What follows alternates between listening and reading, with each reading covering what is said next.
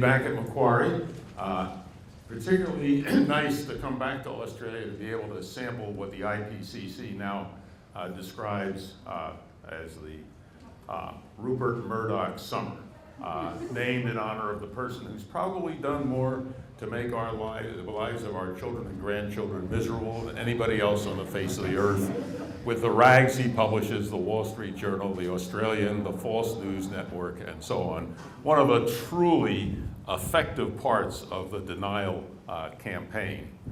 Now, I was told there's just going to be questions and answers, but then I found out I've got to give a seminar too, and I was thinking the topic of can we avoid a collapse of civilization is actually fairly controversial in the scientific community, unlike climate disruption, which isn't controversial in the scientific community. But I think the chances, Ann and I think the chances are about 10% will avoid a collapse. Jim Brown, who is an energy expert, and many of you know the top biogeographer in the world, thinks the chances are only about 1%. Found out the other day in Adelaide that Graham Turner thinks the chances of avoiding it may be as high as 25%, but he's sort of given up anyway. So that's very controversial, but why discuss that here with a bunch of people that are interested in climate science? So I decided for my hour-and-a-half talk preceding the questions and answers that what I do, rather than just discuss collapse of civilization, is talk about the things in the area related to climate adaptation that you never hear about in the mass media, ever, basically. What would one of those be? Well, one might be that a huge factor in the increase in greenhouse gases in the atmosphere, and hopefully you all know we just hit 325 parts per million, new record. Did I say 25? 395, sorry, yeah. That a major driver behind that is population growth. How many of you have seen in the newspaper, first of all, in the United States, even when you're seeing things that are clearly connected with climate disruption, like the snowstorm after snowstorm after snowstorm that we've seen in the US, causing all kinds of problems, weird weather, tornadoes in January. Go ahead and answer it. Maybe it could be your boyfriend, come on. The fact that population growth is a major driver, of course, along with overconsumption by the rich of virtually all of our environmental problems, it's not mentioned at all. Matter of fact, there's an interesting paper came out not long ago pointing out just how much over-reproduction contributes to the destruction of the environment. For example, having a kid is one thing. If you add a second kid, or you have the choice of adding the second kid or buying 4 Hummers, you're doing much more environmental damage by having the second kid than buying 4 Hummers. Because of course, besides all the consumption that child under average conditions is going to have, the Hummers don't reproduce. You know, that kid's going to have kids that are going to, and on and on and on. So one of the major places that we don't see discussed, in the United, by the way, let me say something nice about Oz. Australia is way ahead of the United States. Is this going on and off? Are you all able to hear okay? Wave your arms if you can't hear me. In the United States, the fact that we're the most overpopulated nation in the world is never mentioned. In fact, when we went through 300 million people, the press treated it as a great triumph. They don't seem to realize that babies can be made by unskilled labor that enjoys its work, and that we don't have to worry about having more people all the time.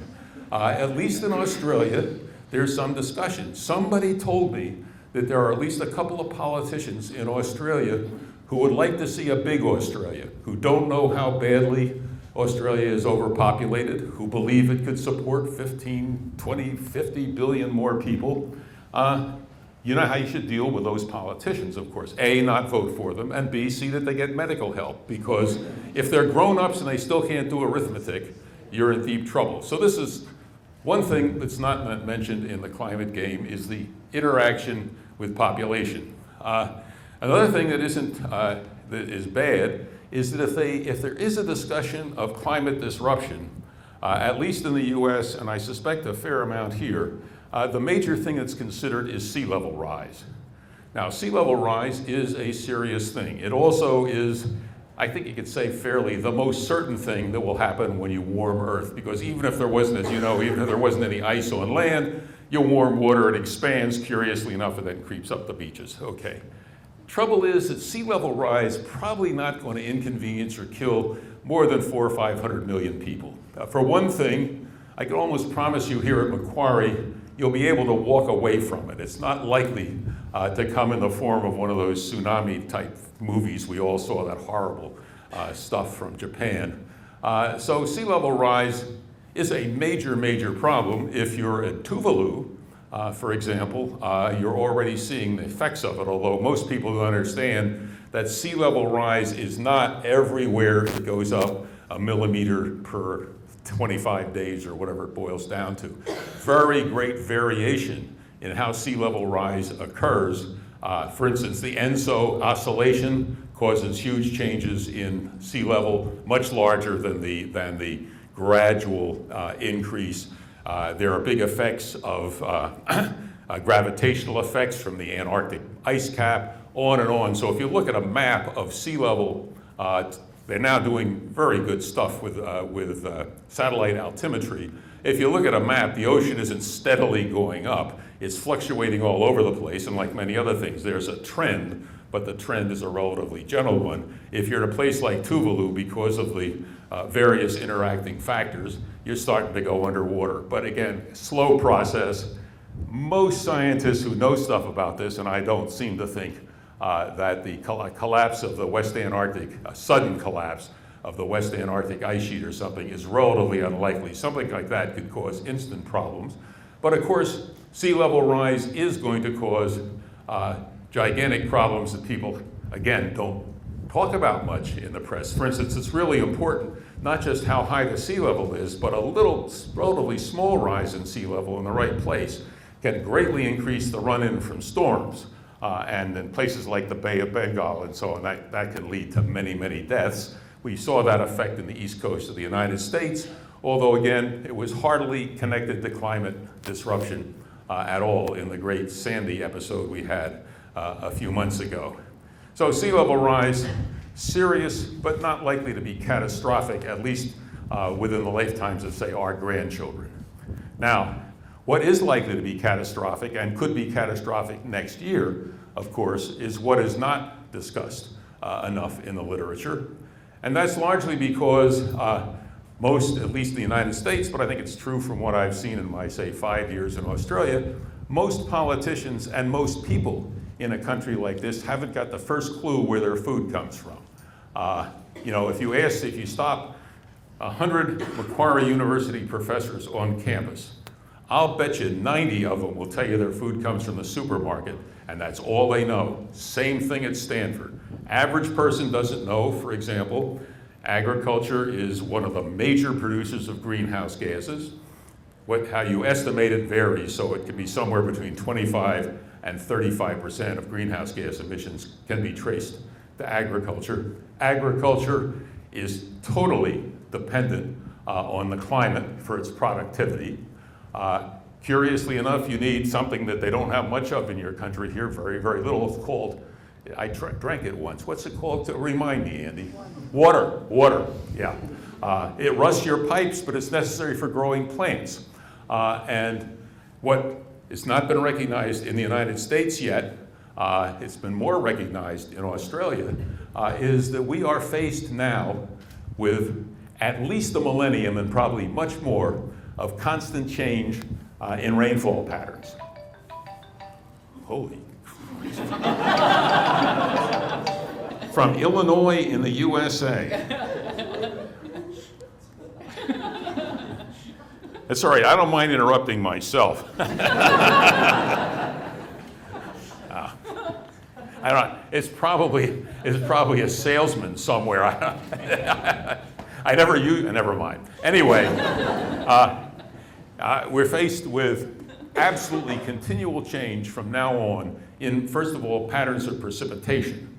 Now, agriculture is dramatically affected by patterns in precipitation, and this means that basically the water handling infrastructure we have in countries like the United States the little tiny bit of water handling infrastructure you have here, because handling 7 drops of water a year is not that big a problem. But that is where, particularly when you combine it with the increased frequency of extreme weather, droughts, high winds, heat waves, and so on, that's where the problem is really going to manifest itself unless we're very, very lucky. That is, the problem of feeding people when your agricultural system is, first of all, already staggering. You want to remember there's almost 1 billion people hungry. There's roughly 2 billion more who are micronutrient malnourished, many to the effect that they're blinded or unable to function well. So we're doing a lousy job of feeding people now.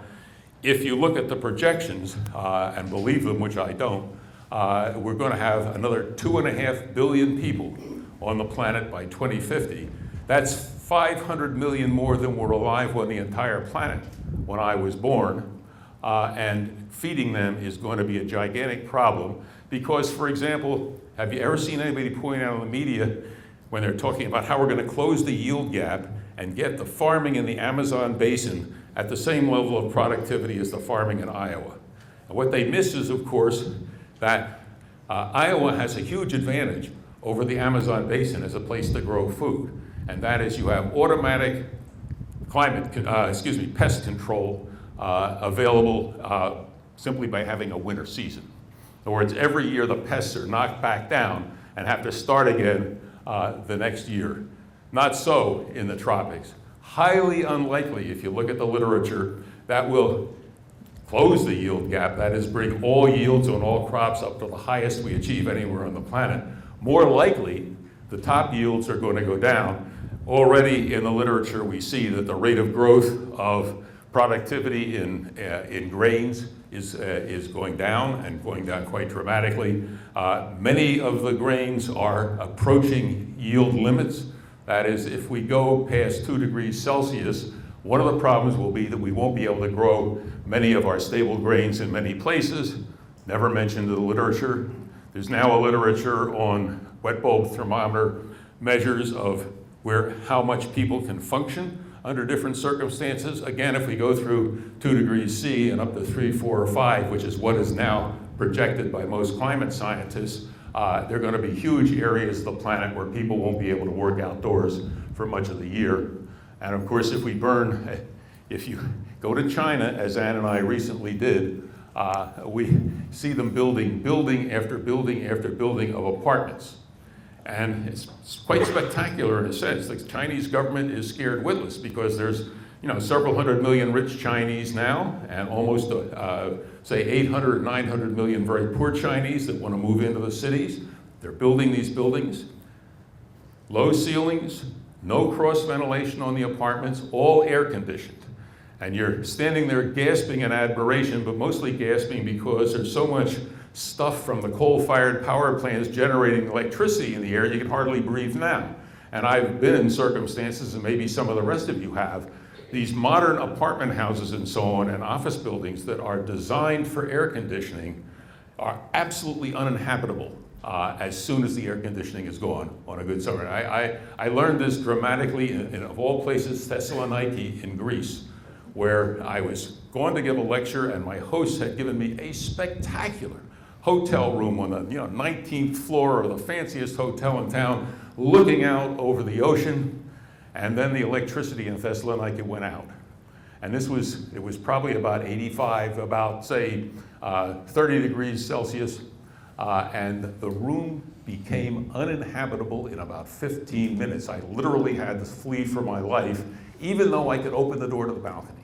And so all of these buildings, as you see when you drive into Chengdu or Xi'an or Beijing, that are designed for air conditioning, as it gets hotter and you can't generate the electricity, are going to become uninhabitable.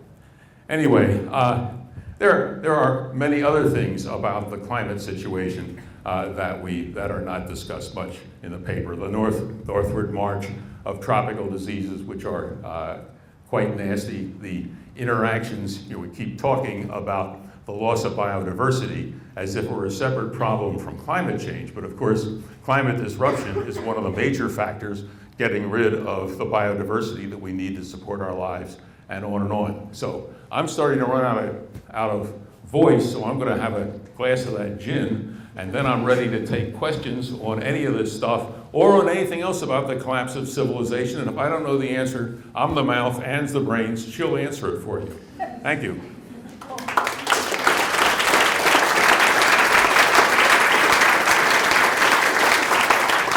Paul, you mentioned in your paper that you support humane measures to reduce population size and the growth thereof. But I wonder where you stand on humane measures which may serve to increase the growth of the human population. My question follows. I've recently been reading a leading European demographer's work. The demographer is Thomas Sobotka, and he speculates that the end of the fertility transition may, in some places at least, be above replacement level rather than below. And his reasoning for this is that, as well as some countries such as the US and Australia and one or two others already being close to that level, that policies such as the embracing of gender equity and of new forms of family behaviour may put upward pressure on, may serve to increase family size. Where would you stand on such? Good question. Really, in a sense, two separate points. My favorite humane way of bringing down the fertility rate, of course, is to give women equal rights, equal opportunities, equal pay for the same work, and so on, something which does not occur in the world today, in any nation in the world. And so that would be our stand on gender equity. But the issue that raised, and I know that literature, really traces back to one of the silliest ideas in demography. They have a thing called the theory of the demographic transition. Basically, there's no theory behind it in a classical economic or biological sense. It's simply the observation that as you develop, there tends to be a reduction in the death rate first, and then there's a reduction in the birth rate that follows after it. And there are reasons for this, there are reasons to move forward for it, but there is no theory that anybody has ever come up with that the end of this is automatically a balance between birth and death rates, which is what everybody always assumes on the basis of nothing at all. And so my answer there, and then I'll turn it over to Anne and see if she wants to add anything, is simply, first of all, I'll give you a longer than simple answer. We're a small group animal. If you want to even be short-term for us, I think that modern Homo sapiens goes back just a couple of 100,000 years. For almost all that time, we've lived in groups of 50 to 150 people, and genetically and culturally, we're still in the same bag. Because if you look at things like who comes to your wedding, what your Christmas list is like, and so it's all in the 50 to 150 range. And we aren't trying to learn to live in a group of over 7 billion right now. Despite that, we are going to have to, in my view, if we're going to survive as a kind of civilization we have, deliberately manage our demography. That is, we're going to have to change incentives and so on, so that if we feel there are too many problems from too many people, we'll take action that will hopefully change it, and vice versa if we're going in the other direction. Ethically, I feel, and Anne feels, and I'll give this to her in a second, is the basic thing is you take the best possible care of the people you have now, but it's an absolute government job to make sure that the number of people in each generation makes it possible to give the people of those generations the kind of life they want. In other words, how many children you want is not the question. It's what kind of world do you want your child or children to live in, and that's basically a government job. There's not much I can add to that. But I will say something regarding the United States that this demographer is basing his estimate on what's happened there. He needs to look a little more closely, because our fertility rate just dropped a couple of points in the last 5 years. We are now significantly below the replacement level. And a large portion of our recent higher fertility was because of a high influx of immigration from Hispanic countries, and they tend to have higher birth rates, but theirs too are now dropping. Yeah, have you got a view on the odds of a kind of collapse that would involve a collapse in knowledge and insight? I'm thinking about the Greco-Roman civilization's collapse, and there's, you know, certain loss of insight there, but also thinking about the fact that we've got a lot of market power, a lot of access to resources by those who are kind of primarily in possession of the kind of scientific insight, etc., that we rely on. Well, there's a giant and fascinating literature on collapses as a whole, part of which was just described. Much of what a collapse will consist of, we don't know because of the possible discontinuities. For example, if the food, let's suppose we have really bad luck with the weather as the climate changes at the same time in a series of the main grain sources. And then the issue could easily become war over food, or even some ways worse things, or there's a real possibility of a nuclear war between India and Pakistan triggered by the water situation there, the same way the Israel-Syrian war was triggered in '67. Now we call it the water war.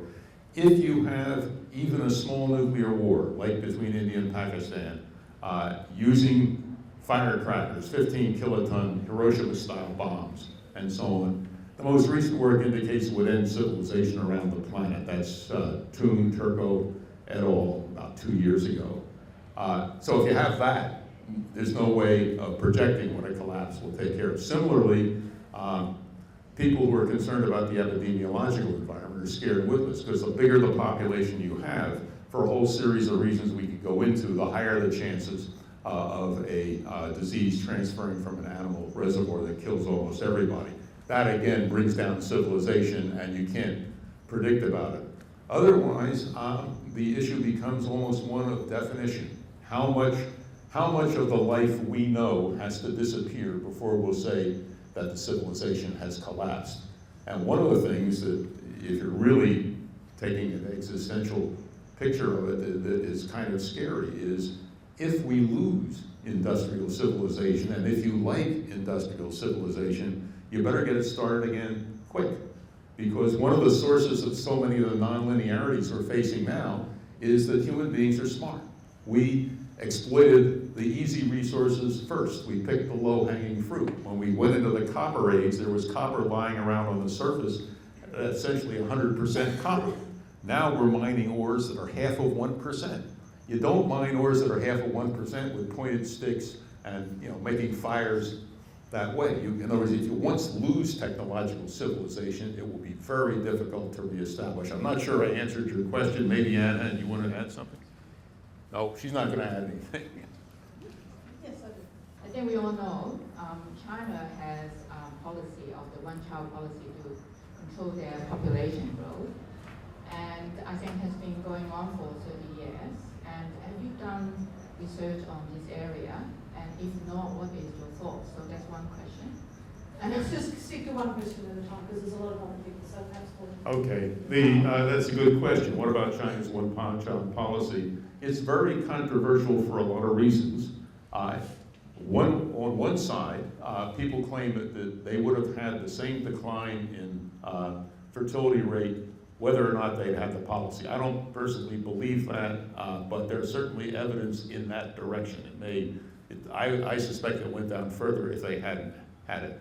They're having very large problems now with a skewed sex ratio. That is, it's something up, some areas it's up to about 120 when the normal is 105 males to 100 at birth. And that's because of the availability of ultrasound, which they haven't been able to control. I think that's one that's going to solve itself. When you just have enough horny men running around, the value of daughters is going to increase dramatically. And that, by the way, is basically the way the sex ratio is adjusted genetically in the human population. So, so that's it. But, Anne, I'll give you just an interesting experience that Anne and I had. We went to China 25 years ago, roughly, maybe 30, anyway. About 20 years. Yeah, anyway, we had arranged for us a secret meeting with some of the top women in China discuss specifically what they thought of the one-child family program, because it was attacked viciously in the United States by the right wing. But on the basis, by the way, of problems with it, things like forced abortions and so on. And the really funny thing was that the only way the right wing found out about those problems is that the Chinese government considered them problems and said, this is what's the problems we're having, here's how we're trying to fix it. Just like now they have a valuing girls program trying to shift the sex ratio back closer to 50-50. We had about 25 to 30 women in a group for an hour and a half, sort of like this. And in the first 5 minutes, they basically all said, agreeing with each other, no question, we looked at the economics, we looked at the population statistics, we simply had to do it, no choice, totally in favor of it.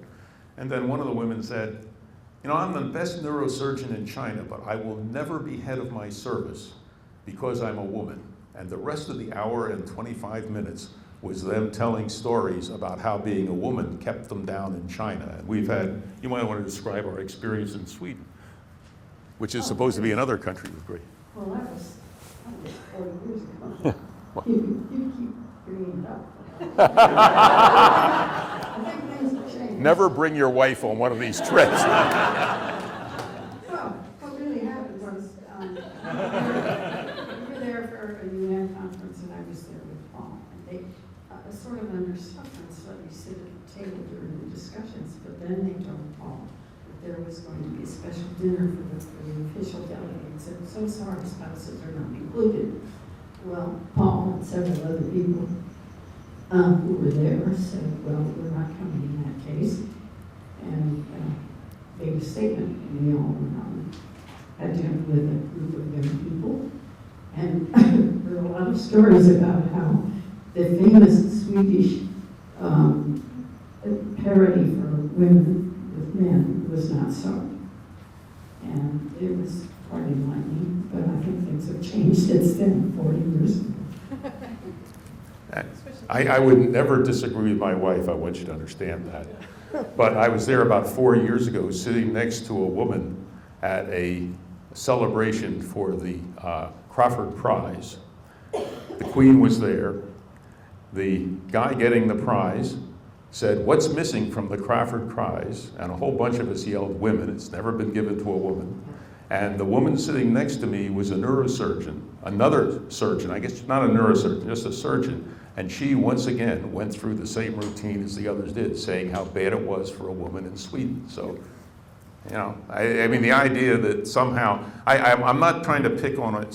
Australia's bad, Japan's worse.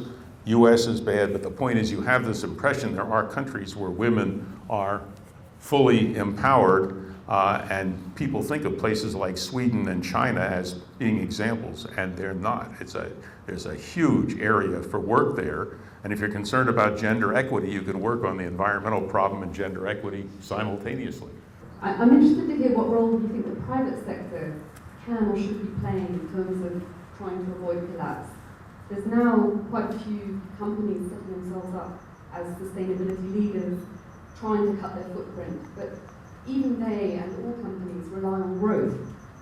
So I'm wondering, do they have a role? Can they do it? Did everybody hear the question? Yeah, okay. My answer would be, yes, they have a role. No, they're not going to do it. And the basic reason is, first of all, there's a lot of greenwashing. Second of all, we're truly hooked on growth. That's the main reason I think that most of us who are in the business are so depressed about the route that we're on. There's a wonderful movie out, by the way, called Growth Busters, made in the US, but I think it's available here. I can get the information to you. But the basic idea is, President Obama, who we supported, has gotten up basically and said, well, we got to get back to 3.5% or 4% growth. All that means is, although he knows better, I know he knows better because his science advisor is Anne's my best friend, that you can't get along without talking about 3 or 4% growth, which basically means you can't do arithmetic. There's no way do the numbers yourself. See where you are in 150 years. If you have 4% growth, you're going to be roughly 100 times as rich. What does 100 times as rich mean for people in this room? I mean, everybody's going to have 15 or 20 cars, several airplanes. I mean, it just is insane. And yet we're stuck on with it. I think one of the things that industry could lead with is they are, unlike our government at least, they're foresight oriented.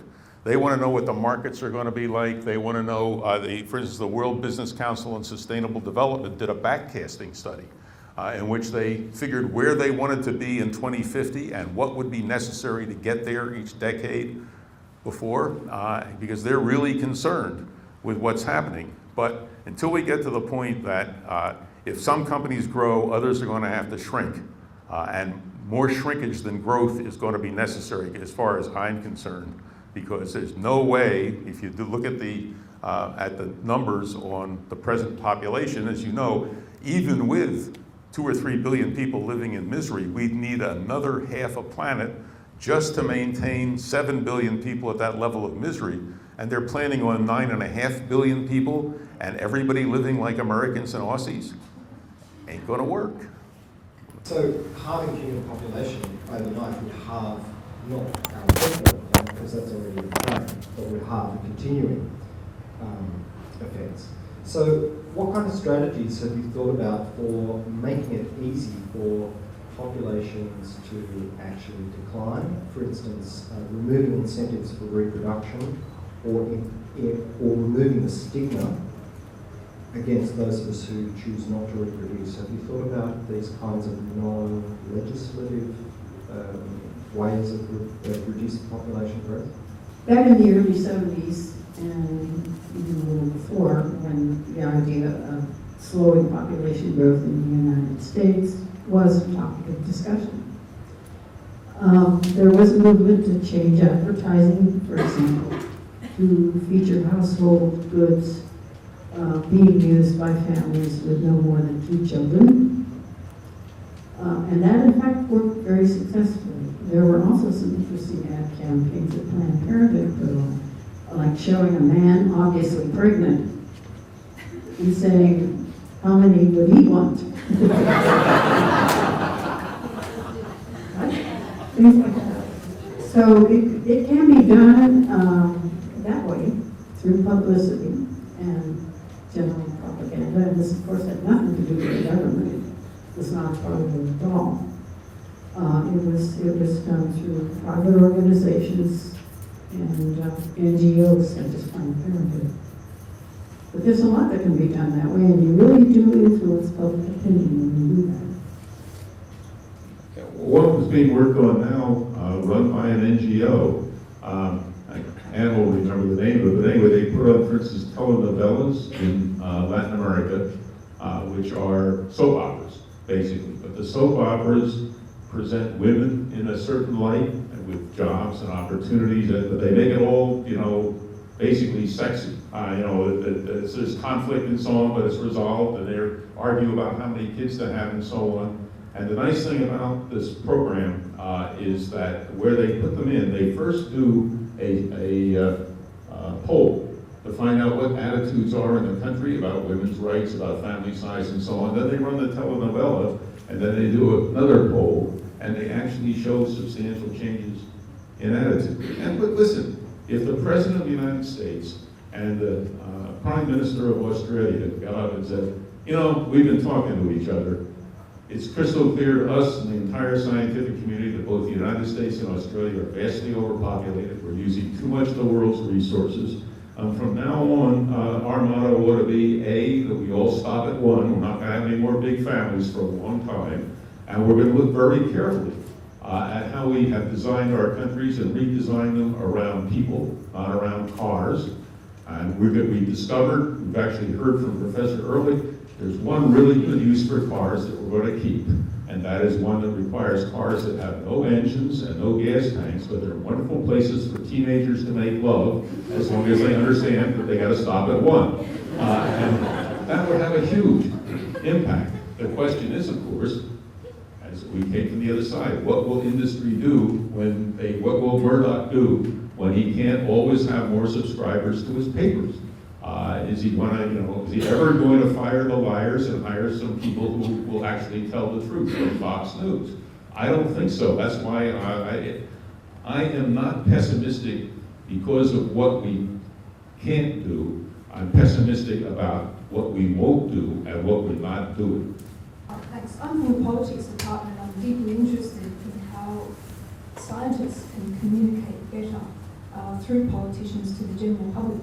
Now, you mentioned a couple of policies that would be just great, like governments making people have smaller families through incentives and other things. But conservative parties will always do better in an election in a democratic society.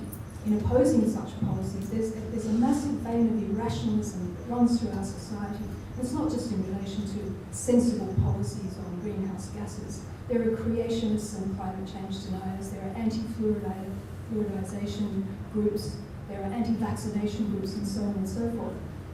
The question is, how can scientists communicate better to get better political results, given that the irrationalists are also supported by the conservative media, Fox News, Rupert Murdoch, and all the rest of it? It feels like we're really up against it because the forces of conservatism are so strong in politics. Well, you just given a nice speech for why I think there's only a 10% chance. Go to mahb.stanford.edu, mahb.stanford.edu. We now call it the Millennium Alliance for Humanity and the Biosphere, but it's basically the MOB. And for example, we just had several meetings on including political scientists, social psychologists, economists, and so on, working on this very problem. How you change your message, how you persuade people. I'll tell you just one story to show you how you can learn from social scientists. A guy named Bob Cialdini did a little experiment, which he's expanded on greatly subsequently. But what he did was he persuaded a hotel to let him fool around with their bathrooms. He went into half of them and he took out the little signs that said, reuse your towels, save the environment. And then he checked what happened in those rooms. No change at all. Didn't make any difference whether the sign was there or not. If you put, I'm making the numbers up, but if you put the sign in that said, reuse the towels, save the environment, most people who stay in this hotel reuse their towels. Then there was about a 20% difference. The ones who got the 20, they did what they're. If you put the sign in instead of that one, with it, the control group saying reuse your towels, save the environment, the other one saying reuse your towels, save the environment, most people who stay in room 322 reuse their towels. Then he went up to about 90%. He called it provincial norms, that the urge is to do what people you know who are doing your same thing do. And you can see immediately, I had him come out and talk to the Ecological Society of America, which is trying to change the world. Just the point, there's a big lesson right in there of how you get people to change their mind.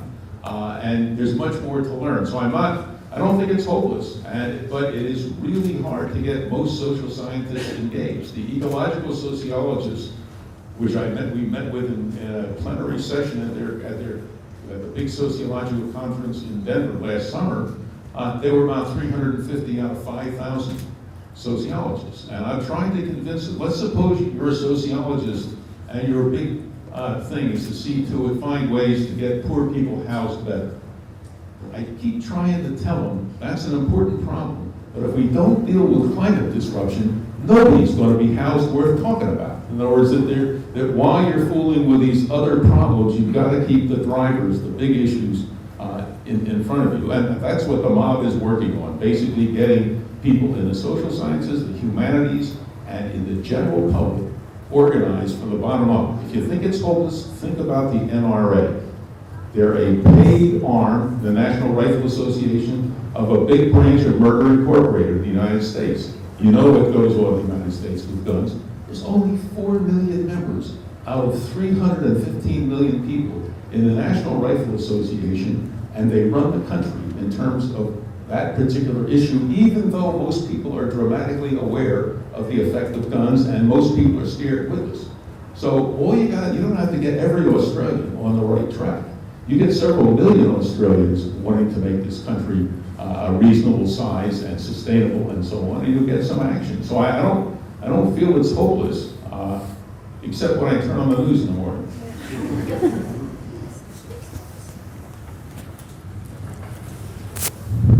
really accomplish a lot if they are organized and if they are very determined and very convincing in their arguments, and if they have access to press And money. and money, of course. Oh, and by the way, I didn't mean that Sweden doesn't have a glass ceiling just like everybody else, but I don't think they leave the lives out of the events anymore. Back before the turn of the century, Professor Ehrlich, you, people like Tim Flannery, David Suzuki, were continuously vociferous about the problems associated with the population growth. I don't hear Tim Flannery anymore. He doesn't talk about this. Everyone seems to talk about the way they can reduce the carbon dioxide emissions.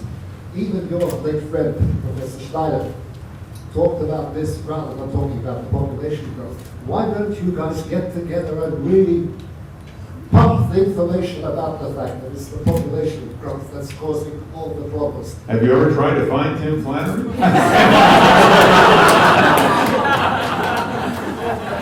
You know, everybody has, I agree with you. That, first of all, Steve, of course, a very close friend of ours, he felt exactly the same way on population growth, but they don't know the demography as well as they feel they know the climate. For instance, Steve knows the climate stuff. But I have to say that in taking this general point of view, Ann and I, over the last almost 50 years now, have never had a scientist approach us and say population growth isn't a problem. In other words, one of the things, Rush Limbaugh thinks I'm an idiot. Imhoff thinks that the climate is, that I'm one of those jerks who's part of the hoax on climate change and so on. Scientists don't give a damn what Rush Limbaugh or Abbott or some other moron thinks. Scientists worry about what other scientists think, and that's the really critical thing. So that I think the scientific community is 100% behind the idea, essentially. Certainly their statements have been, that population is a critically important issue. But most people don't want to get out there and say it because of the flack you get. And there is a lot of flack. You hate people, you hate children. I do hate children. But once they're housebroken, they're fine. I was wondering if you could possibly give us your opinion on the idea of geoengineering as a feasible solution to climate change. Andy was mentioning this to me the other day, so you might be able to tell us. Everybody hear the question, geoengineering? Well, my big fear is we may try it. I think if you look at it either ecologically or politically, it's totally insane. On the other hand, and for instance, it is an advantage that we have in climate. For instance, if the toxic situation gets out of hand, we have no geoengineering plans. The equivalent geoengineering plans. To run a global experiment on a system we don't understand, and where the political consequences could easily be that terminal war, is absolutely nuts. So I hate to say that we may end up doing some of that stuff, but it will prove we have gone totally insane. It is so much simpler to convert the world, to gradually reduce the population, to change our patterns of consumption, and particularly to totally re-engineer our energy mobilizing system and our water handling infrastructure, which is going to have to be remodeled for flexibility, because again, it isn't going to be we're going from state A of the climate and then immediately to state B and stay there. It's going to change continuously. Much simpler, in my view, to totally reorganize society to deal with those problems than it is to run an absolute, all you have to do is get the battleship Missouri firing its 16-inch guns, lofting crap into the atmosphere every 5 minutes for the next 250,000 years, and what the hell, these are nutty, nutty plans. The trouble is, we're going on an even nuttier course now. So my opinion is we should not touch it with a 10-foot, million-foot pole. But I'm afraid we may end up eventually doing it, whether we should or not. I was just wondering, how do you reconcile population control with immigration? Because I would bet that if Australia decided, oh, we have to do something with population, the first thing they do is just build a bloody fence and keep everyone out so they can maintain their quality of life. So Everybody heard the question? It's a good question. It's an even more serious problem in a sense in the United States because, of course, we have a law of land border, whereas you don't have a law of land border. But the answer goes back to equity issues, among other things. Ann and I looked very thoroughly at this with a colleague many years ago, and it's basically a foreign relations problem. People, as long as the U.S. is using its military and economic power to keep a flow of resources going from other people to the U.S., and Australia is doing similar, then people are going to try and follow that flow. And until you correct that, there is no issue in the U.S. that's more morally and ethically charged than the immigration issue, and more stupidly handled by both sides who don't seem to even understand what the issues are. So, I mean, on one hand, why you gotta build a fence? Well, we built a 12-foot fence, and the coyotes, the smugglers, now got 14-foot ladders. It's been incredibly effective. One of the big problems of people moving into the U.S. is that they immediately adopt U.S. as fast as they can, U.S. consumption standards. So that has it has a big, not just effect in the U.S., but a global effect. But again, as long as the U.S. is filthy rich, and many people are dead poor, who can blame them for wanting to come? So it's a very charged issue, and one that ought to be solved globally, which brings us to the issue of how do we deal with global problems? We have no real governance system for it. We have a ragtag collection of treaties and agreements and so on. People seem to think that the present nation-state system is the terminal system for running the world. It's only a couple hundred years old, and it clearly doesn't work. I recommend to all of you, if you're interested in that particular issue, to go back and take a look at some of the Federalist and Anti-Federalist papers in the late part of the 19th century, when the U.S. was trying to figure out what kind of a constitution it should have. Many of the issues being discussed then, 18th century, sorry, 18th century, 1780 roughly, are similar to a whole bunch of countries or a whole bunch of colonies trying to decide how they could live together enough to keep the Brits from coming back, but still retain their distinctness. Very similar to the issues that we really should face globally, to face the global, how do we get together enough to solve the problems of global toxification, global climate disruption, global disease transmission, and so on, and still retain the things we like to have as, you know, Aussies being proud of Australia, and Yanks being proud of the United States, and that sort of thing. Good question, tough to get a good answer. I just wanted to know how you deal with religious of any description discourses in the political arena if you want to engage the government. I come from a continent that is 95% Catholic. So how do you engage the politicians, which are all Catholic and pretty much anti-women, anti-abortion, planification, etc., things about Latin America? How do you engage these people that are presumably intelligent? How do you do it? Well, one of the things that has to come along sooner or later in our societies if we're going to survive is simply realizing that religion can't be a separate thing that's under separate laws and so on and so forth. The nice thing is that, of course, Catholic reproductive performance tends to coincide with Protestant, Jewish, and other reproductive performance wherever. There's lowest birth rates in the world for a long time were in Europe and Catholic countries, still are, Poland and the problem there is the hierarchy. I think it's time we got honest with it. You know, a bunch of sexually disoriented old men who hate women. And why should we pay the slightest attention to it? I turned on the TV this morning and there was this long, huge discussion about how important the next child abuser chief would be. It just doesn't mean to it. So I think we just have to be honest about it. People should have a right to any views they want, as long as they're not trying to deal with really important issues. And, you know, I'm always torn on issues about whether women should be allowed to be priests. That's like arguing my civil rights, should I be allowed to put my hand in a meat grinder? I mean, on one hand, yes, but on the other hand, why? And by the way, these are not the views of Macquarie University. Or Mr. Abbott. Well, we're going to have to finish up, but I'll take the chair's prerogative to just ask one last question. Is there any hope, other than the fact that we know Rupert Murdoch must die eventually? You sure? Can you leave us with any message of hope and optimism for the Yeah, future? absolutely. Let's suppose we've been sitting here and we're having this discussion. I was an expert on European politics, and we were discussing what would happen over the next 100 years in the East-West split in the Soviet Union.